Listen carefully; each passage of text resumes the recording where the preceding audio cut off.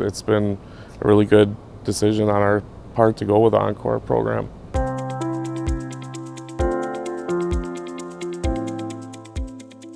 I'm Brian Wickstrom, first shift supervisor here at Great Lakes Foods in Menominee, Michigan. We've seen productivity increase based on just the efficiency of the overall machine.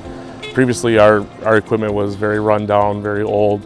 It just wasn't reliable. We had a lot of downtime, and with the new Encores, production's up because the speed's up, the equipment runs better, and it's just more efficient all the way through.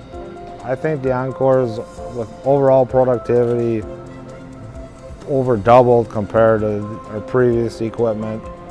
Our biggest interest in going with the Crowns was the turnaround time to get one, because sometimes in our line of work, you might need a truck like ASAP. It came to a situation where we brought in several new employees and we needed equipment to make it stretch throughout how many people we had coming in, and if we bought new equipment, we couldn't afford enough to cover the workload, so we went to Encores and got more equipment for our price point.